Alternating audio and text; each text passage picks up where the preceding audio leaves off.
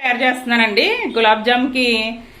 ఇలాగా ముందుగా పాకం ఒక గ్లాసుడు వాటర్ పోసండి ముందుగా పాకం పట్టేసుకున్నాను. అంటే పాకం అంటే జస్ట్ పొంగొస్తే సరిపోద్దండి. తర్వాత దీంట్లో యాలకుల పొడి వేసేద్దాం. ఇదిగోండి యాలకుల పొడి కొంచెం వేసేసుకోవడమేనండి. ఇందులో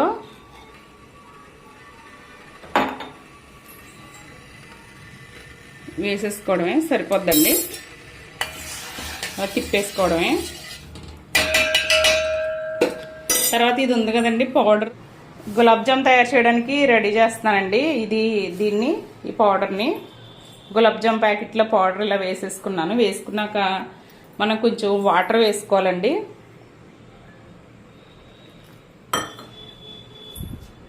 మనకి ఎలా సరిపోతుందో చూసుకుని వేసుకుంటూ వాటర్ కలుపుకోవాలి. అలానే ఎక్కువైపోకూడదు తక్కువైపోకూడదండి, లేకపోతే ఉండ మనకి సరిగా రాదనమాట.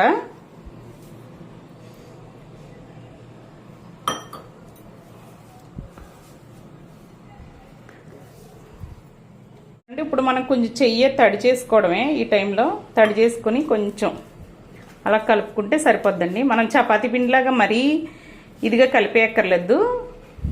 మనం ఇలా కలుపుకున్న తర్వాత కొంచెం చేతికి నెయ్యి రాసుకుని మనం ఉండ కింద చేసుకుంటే బాగుంటుందండి. మనం ఎప్పుడు చేసిన ఉండలప్పుడు ఫ్రెష్గా వేసేసుకుంటే పగుళ్ళు లేకుండా వస్తాయండి ఇవి. కొంతమంది పాలు కూడా వేసుకుంటారంట, పాలు కూడా వేసుకుని చేస్తారంట. నేనైతే ఎప్పుడు అలా చేయనండి. మామూలుగా ఇదిగండి ఉండ ఇలాగా ఉండ కింద తయారైపోయింది. చూడండి, ఈ ఉండ మనం కొంచెం నెయ్యి రాసుకుని ఉండకని చేసుకోవడమేనండి. చిన్న చిన్న ఉండలు ఇదిగోండి ఇలా తీసుకొని ఉండ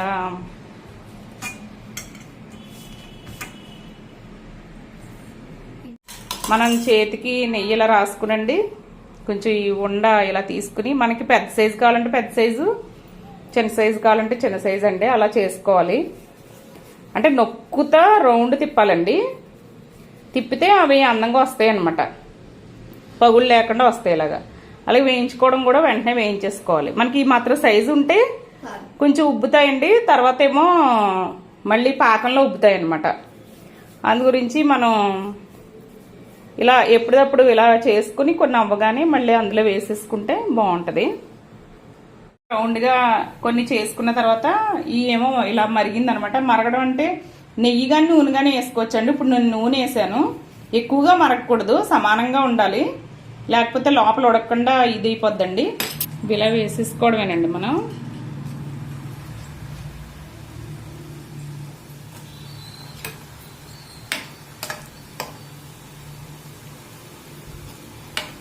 ఇవి కూడా వేసేసుకోవచ్చు.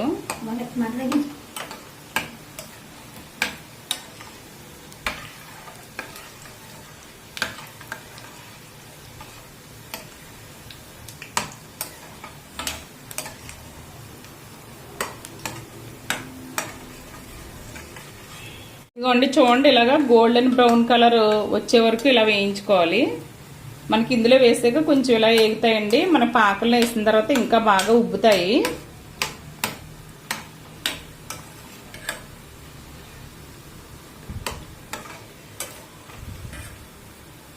ఇదిగోండి ఇప్పుడు వేడి వేడి పాకంలో మనం ఇలా వేసేయడమేనండి. వాటిని మనం ఇలా పక్కన పెట్టుకొని వెంటనే వేడిగా ఉన్న దాంట్లో అలా వేసేసుకోవడమే. ఇవన్నీ కూడా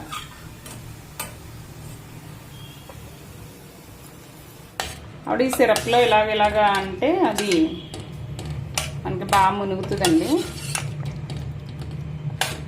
వేసిన తర్వాత కాసేపటికి ఇంకా బాగా ఉబ్బుతాయండి ఇవి.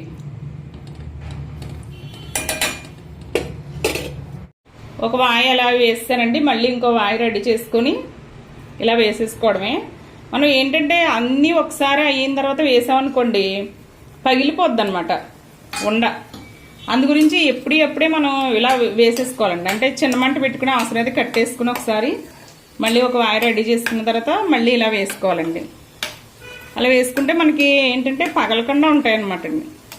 ఆ చిన్న సెగ మీద అలాగా మనం చేసుకుంటే లోపల కూడా ఉడుకుతుందండి, పైన కూడా కలర్ తొందరగా వచ్చేది చిన్న సెగ మీద చేసుకుంటే. లేకపోతే పెద్దదనుకోండి పైన మాడిపోయినట్టు అయిపోద్ది, లోపలేమో ఉడకదనమాట. అలా చేసుకోవడమేనండి.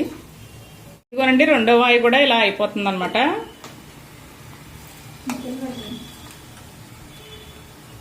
ఇదిగోండి ఇలా వేసేసుకోవడమే.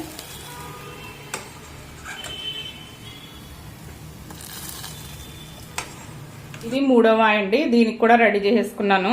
ఇప్పుడు వేసేస్తున్నాను.